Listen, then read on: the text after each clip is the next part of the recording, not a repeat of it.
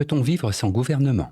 Thèse. On peut envisager une vie communautaire se fondant uniquement sur des volontés individuelles et autonomes. Antithèse. Les hommes ne sont pas assez sages et moraux pour se passer de l'autorité suprême d'un gouvernement. Thèse. On peut vivre sans gouvernement. En effet, débarrassée de tout antagonisme de classe, une société composée d'individus libres peut se passer de gouvernement. Il faut remplacer ce dernier par une multiplicité de contrats réciproques. Premier argument, tout gouvernement est oppressif. Ainsi que l'écrit Lénine, l'État surgit là, au moment, et dans la mesure où objectivement les contradictions de classe sont inconciliables. L'État sert les intérêts de la classe dominante.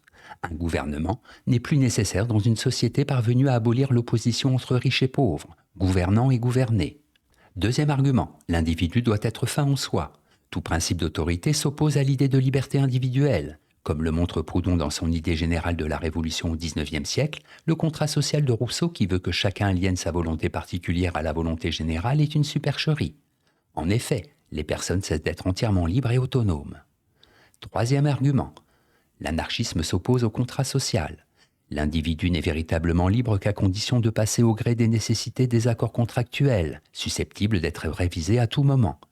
Au contrat unique tel que peuvent le concevoir des penseurs comme Rousseau et Hobbes, il faut, dit Proudhon, opposer le principe d'une multiplicité d'accords réciproques. En bref, la liberté humaine dépend d'un effort collectif. Les hommes peuvent d'un commun accord lutter contre toute forme d'oppression, toute forme d'autorité, et principalement l'autorité politique. Antithèse. On ne peut pas vivre sans gouvernement. En effet, l'anarchisme est une belle utopie. Il se fonde sur une conception de l'homme qui n'a pas grand-chose à voir avec la réalité. Les êtres humains ont toujours eu besoin d'une autorité canalisant leurs désirs. Premier argument, l'homme doit être gouverné.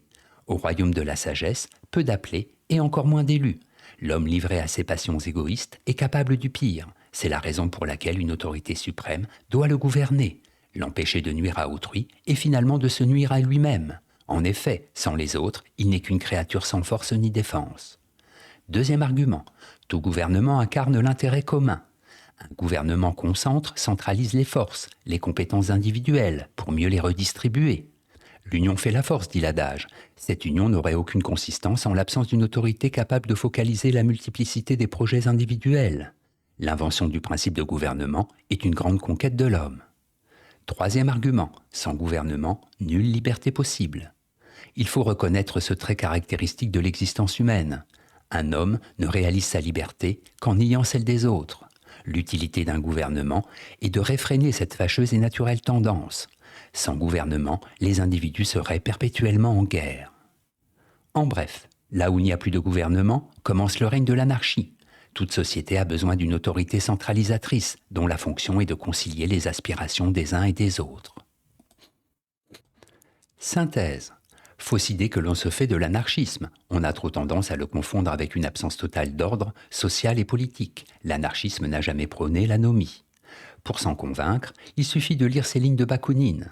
La loi de la solidarité sociale est la première loi humaine. La liberté est la seconde loi. Ces deux lois s'interpénètrent et étant inséparables, elles constituent l'essence de l'humanité.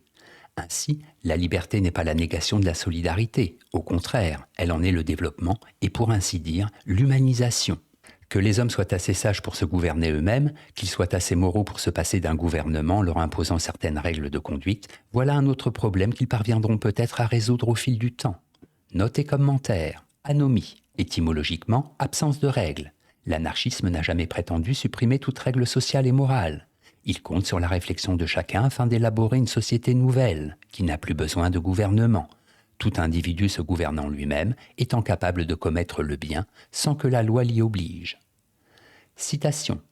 État veut dire domination, et toute domination suppose l'assujettissement des masses, et par conséquent leur exploitation au profit d'une minorité gouvernante quelconque.